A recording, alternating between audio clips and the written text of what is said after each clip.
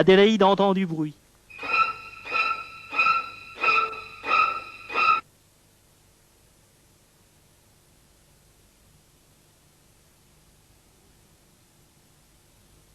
Alors qu'elle vérifie la température de son bain, Adélaïde entend du bruit. Une porte qui grince.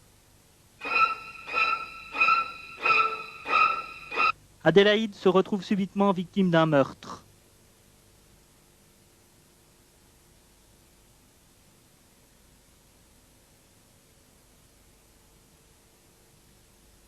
Plusieurs fois par jour, Adélaïde a de soudaines pulsions. Elle a envie de se laver. Alors qu'elle vérifie la température de son bain et qu'elle s'apprête à se mettre toute nue, Adélaïde entend du bruit. Des pas dans les escaliers. Une porte qui grince. Adélaïde retient son souffle. Un mystérieux barbu viole son intimité avec un revolver. Adélaïde se retrouve subitement victime d'un meurtre. En se regardant dans la glace, le barbu s'aperçoit qu'il porte des lunettes.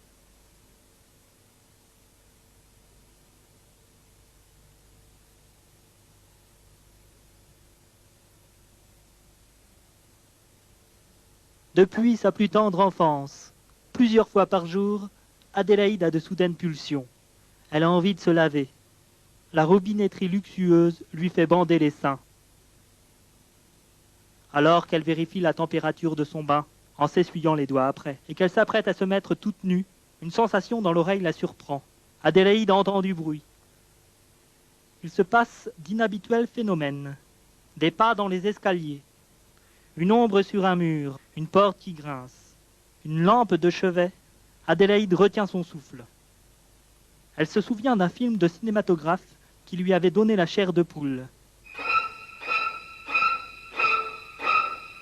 L'aile ou la cuisse, peut-être.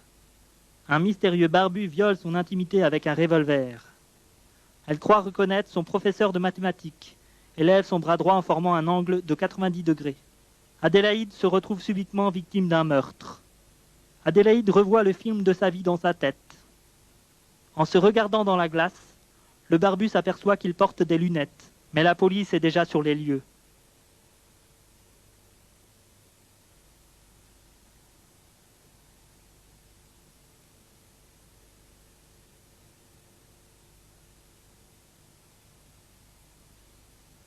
Adélaïde fume des cigarettes depuis sa plus tendre enfance.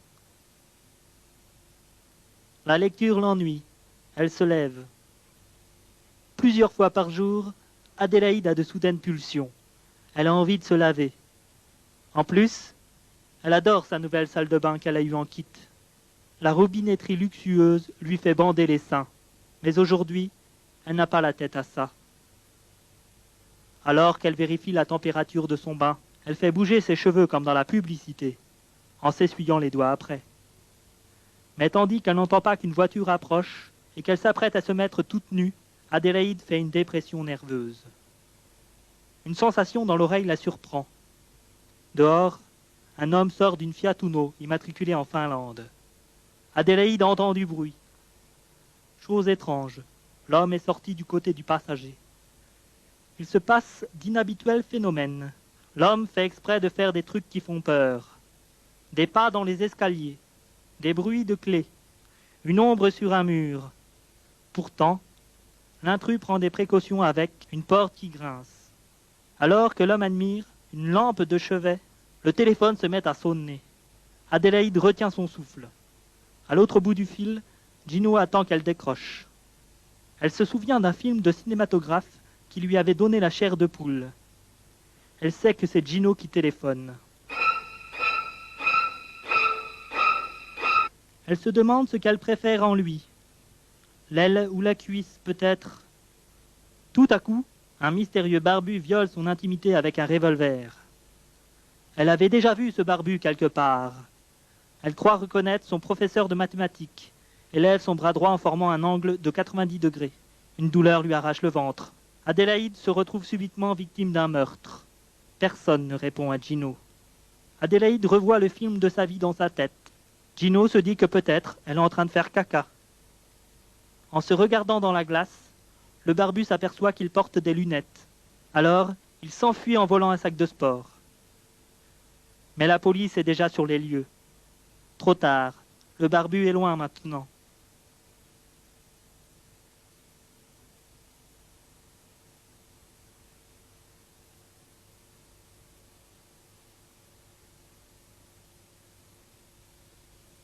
Aujourd'hui, Adélaïde et Gino ont passé l'après-midi à se donner des claques.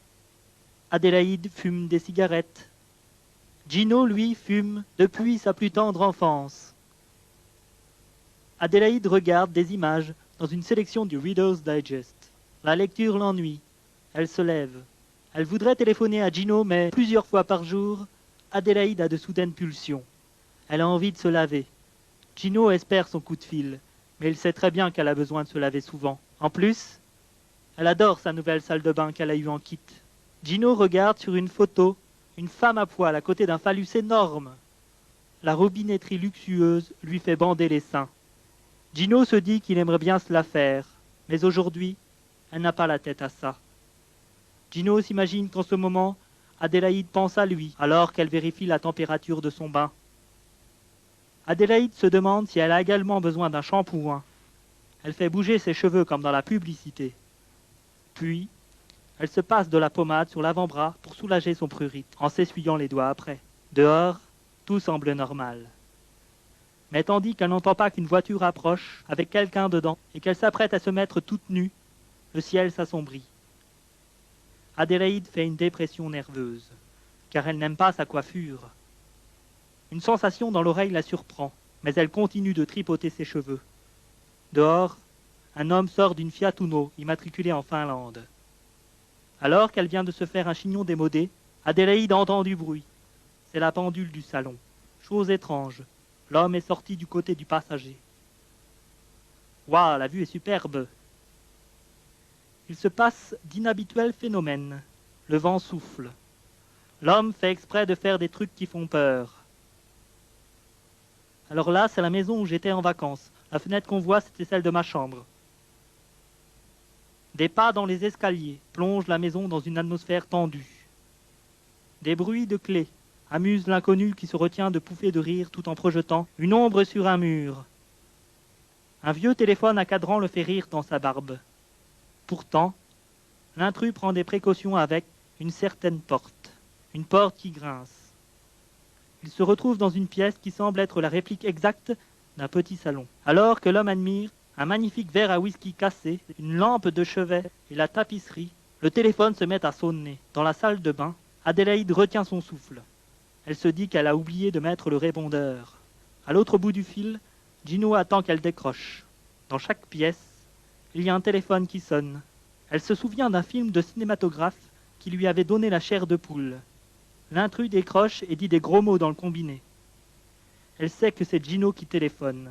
Pour faire une blague, l'intrus fait semblant d'avoir une crise cardiaque et laisse le téléphone décroché. Gino s'inquiète. Elle se demande ce qu'elle préfère en lui, le corps ou l'esprit, l'aile ou la cuisse peut-être. N'entendant plus un bruit, Adélaïde tente une sortie. Tout à coup, elle s'aperçoit que la tapisserie est immonde et que le téléphone est décroché. Un mystérieux barbu viole son intimité avec un revolver. Avant de mourir, elle veut rapidement dire à Gino que c'est le corps qu'elle préfère en lui, mais elle avait déjà vu ce barbu quelque part. Celui-ci lui coupe la conversation. Elle croit reconnaître son professeur de mathématiques et lève son bras droit en formant un angle de 90 degrés. Adélaïde ne fait pas attention au coup de feu, car elle sent soudain qu'elle a ses règles. Une douleur lui arrache le ventre. Elle s'écroule. Adélaïde se retrouve subitement victime d'un meurtre. Gino a tout entendu. Il est vexé à cause des gros mots. Personne ne répond à Gino. Maintenant, la maison est silencieuse. Adélaïde revoit le film de sa vie dans sa tête. En fait, elle a roulé dans les escaliers. Gino se dit que peut-être elle est en train de faire caca, mais il réagit enfin et se décide à se rendre sur place. En se regardant dans la glace, le barbu s'aperçoit qu'il porte des lunettes.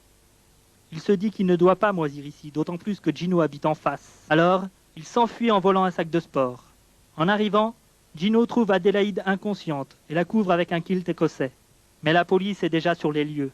Pendant qu'Adélaïde meurt dans ses bras, Gino demande à la police de poursuivre l'assassin. Trop tard, le barbu est loin maintenant.